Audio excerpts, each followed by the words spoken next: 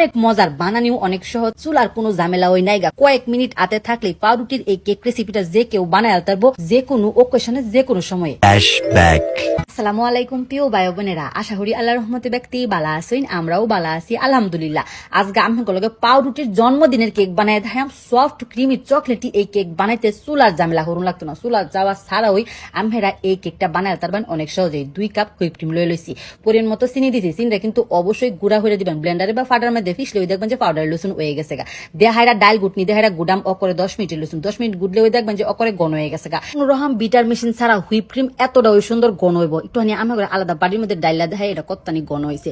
একটুখানি চকলেট এর লগে মিশাইয়া হাইরা সুন্দর বা আবারও মিশাইলাম। এটা দেখতেও ভালো লাগবো, খাইতেও অনেক বেশি ভালো লাগবো, যেহেতু আজকে চকলেটি কেকটা বানায়াম, তাও আবার চুলার ঝামেলা ছাড়া। আর এইবার যদি ডাল গুটনি দেহাইরা ক্রিমটা বানায় ডিপ ফ্রিজে থুয়ে দেন, মেলা দিন খাইতে পারবেন। আইসক্রিম, কেক, ডেকোরেশন সবকিছুই হতে পারবেন ইনশাল্লাহ। আর আমরা যখন একটা রেসিপি বানাই হেসুম বেলা কিন্তু মেশিনটা অ্যাভেলেবল থাকে না, যদিও বা উপকরণ কিনা নুন যা মেশিন কি কিনা না সম্ভব।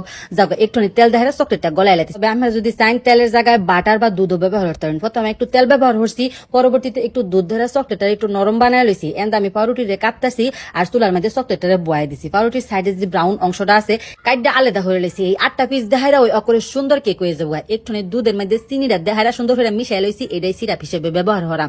দেখছি নি বলা খালি পাইপিং ব্যাগের মধ্যে ক্রিমটা বই রাখা, জাস্ট খালি ডেকোরেশন। হাতে মাত্র 20 মিনিট সময় থাকলে আমরা এই কেকটা বানায় তারবেন অকরে ওই সহজে। তবে আমি যখন ক্রিমটা বানাই একটু বেশি বানায় থই দেই, যাতে ডিপ ফ্রিজে সংরক্ষণ হয়ে রাখবার পারি। যে কোনো সময় পাউরুটি দেহাইরা হুদা বড়ায় খাইলেও কিন্তু অনেক বেশি মজা লাগে।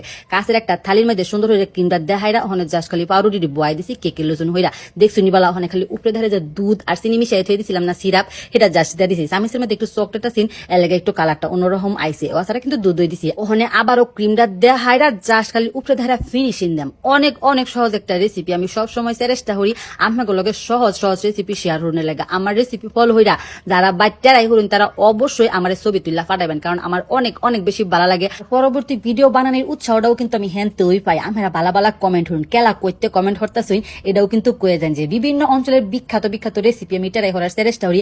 আমার অঞ্চলের কোন বিখ্যাত একটা রেসিপি আছে অবশ্যই আমার ডিটেলসে কয়ে যাবেন, সেটাও চেষ্টা হরাম আমাকে লগে সুন্দর বা পরিবেশন হরুনে লেগা। দেখছি নি বলা পরোটি আবারও দেহাইরা অকরে উপরে দেহারা দুধের সিরাপটা দিয়ে দিছি, আবারও ক্রিম দেহাইরা ওখানে খালি উপরে জাস্ট খালি চকলেটটা দিয়ে দেম। দুর্দান্ত দুর্দান্ত একটা রেসিপি। যে কোনো ওকেশনে, হলুদের অনুষ্ঠানে এইটা যদি বানাই তাকে সবাই পেট বইরা খাইবো।